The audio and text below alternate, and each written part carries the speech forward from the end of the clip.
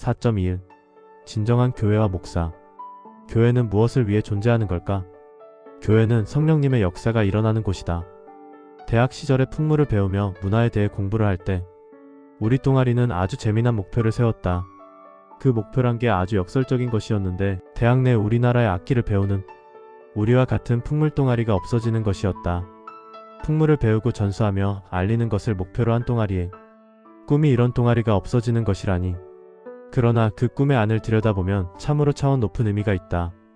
우리 고유의 문화인 이런 풍물이 온 나라의 백성에게 일상화가 된다면 더 이상 동아리의 존재 이유가 없어지지 않겠는가 하는 것이다. 우리네 교회도 마찬가지다. 나는 교회가 없어졌으면 한다. 모든 가정이 교회의 역할을 한다면 더 이상 교회의 존재 이유가 없어질 것이다. 지금도 사실 가끔 난 교회가 왜 있어야 하는지 그 이유를 묻는다. 왜 내가 교회를 가야 하나? 이유는 딱 하나다. 성령께서 가라고 하니까. 예수께서도 교회에 대한 얘기를 하셨고 초대교회에 대한 얘기도 성경에 잘 나와 있다. 그래서 교회에 대한 필요성도 알겠다. 그러나 그 필요성에 대한 전제 조건이 하나가 있다. 그 교회에 성령이 임하셔야 한다는 것. 교회에 성령이 임하시지 않으면 그 교회에 갈 필요가 없다고 나는 딱 잘라 말한다. 이는 내가 최근에 코통의 예배를 보면서 더욱 느낌이 오는 것이다. 도대체 지금의 교회는 무엇을 하고 있는 걸까? 교회는 무엇을 위해 존재하는 걸까? 자, 다시 처음의 말로 돌아가 보자. 나는 교회가 없어져야 한다고 말했다. 이 말의 진짜 속내는 교회가 따로 있어서 성령님이 임재하는 게 아니라 성령님이 임재하는 곳이 교회라고 보기 때문에 우리의 교회 같은 형식적인 장소는 없어져야 한다는 거다. 초대교회는 아무 곳이라도 모일 장소로 적당하면 그곳이 교회였다. 그리고 그 교회에는 성령의 역사가 일어났다. 교회는 성령님의 역사가 일어나는 곳이다. 교회이기 때문에 성령의 역사가 일어나는 것이 아니라 성령의 역사가 일어날 만한 역량을 갖춘 곳에 성령의 역사가 일어나는 것이다. 그 역량이라는 것이 순결한 기도와 신실한 예배다. 이런 장소에 성령의 말씀이 전해진다. 이런 것들이 행하여 지는 곳이 바로 그리스도께서 말씀하신 교회인 것이다. 교회는 신학대학을 나온 목사가 세웠다고 해서 교회가 되는 것이 아니다. 오히려 진정한 교회는 이런 것이 독이 된다. 그리스도의 교회, 초대교회는 사람의 이성으로 세워지지 않았다. 따라서 교회는 성령님의 역사 속에서 세워져야 한다. 그래야 그 교회가 그리스도의 몸이 된다. 교회는 영적 전쟁의 교두보이다. 하나님의 나라와 사탄의 나라가 대결하는 최후의 전쟁을 준비하는 십자가 군병을 양성하는 군사훈련소이다. 교회란 이런 곳이다. 내가 고통의 예배를 해보니 알 것 같다. 하나님 나라의 승리를 위하여 영적 전쟁을 치르는 군사를 위하여 목사는 목숨을 걸고 기도하고 예배드려야 한다. 이런 교회를 이끄는 목사라는 직책을 어떻게 자기가 선택을 할 수가 있는가? 어떻게 목사가 되겠다고 신학대학을 갈 수가 있는가? 어떻게 일반인들을 신학대학에서는 받아줄 수가 있는가? 더 근본적으로 어떻게 목사라는 신분을 만들어버리는 신학대학이 존재할 수가 있는가? 이렇게 된 목사는 그 교회에 오는 군병들을 총 한 번 쏴보지 못하고 죽게 만들어버릴 것이다. 목사는 선택된 사람들이라고 목사들이 자기 입으로 말한다.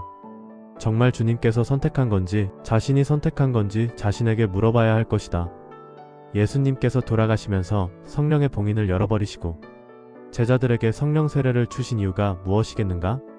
그 무능하고 겁 많고 비겁한 제자들이 성령 세례를 받고 나서야 하나님 나라를 확장할 수 있었던 이유가 무엇이겠는가? 내가 몸을 걸고 예배를 드려보니 좀 알겠다. 이 시대의 교회가 얼마나 비겁한지 무능한지 겁이 많은지. 이 시대의 교회는 성령 세례를 받기 전에 제자들의 모습이다. 이것은 무엇을 뜻하는 건가? 이 시대의 교회는 성령님이 임하시지를 않았다는 거다. 신약시대에 성령의 임재하심 없이 할 수 있는 일은 아무것도 없다. 예수님께서도 성령의 인도로 그 사역들을 할 수 있었다. 무식하면 용감해진다. 이 시대의 교회가 딱 그런 거다. 이 시대의 목사들은 자기가 무슨 일을 저지르고 있는지도 모른다. 얼마나 많은 군사들을 허망하게 죽음으로 내몰고 있는지도 모른 채 의미 없는 믿음 생활을 이끌어가고 있다.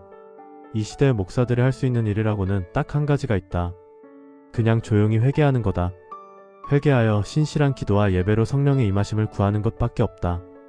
다시 말하지만 교회가 있으므로 성령께서 임재하는 것이 아니다. 성령께서 임하시는 곳이 진정한 교회이며 그 장소에 사람들이 모일 때 그곳이 교회가 되는 것이다. 그래서 나는 우리네 교회가 다 없어져야 한다고 말하는 것이다. 어느 장소든 어느 때든 합당한 기도와 예배가 있으면 그곳이 교회가 되고 그곳을 인도하는 사람이 목사가 되는 것이다. 이런 모습이 바로 천국의 모습이다. 하나님 나라가 임하시는 날 교회는 다 없어지고 온 천지가 신성에 의해 넘쳐나리라. 성령님의 임재가 있어서 그곳이 교회가 되어야 한다. PS 모든 교회가 다 의미 없다는 것은 아니다. 분명히 성령님의 역사가 일어나는 교회가 있다. 그것도 많이 있다.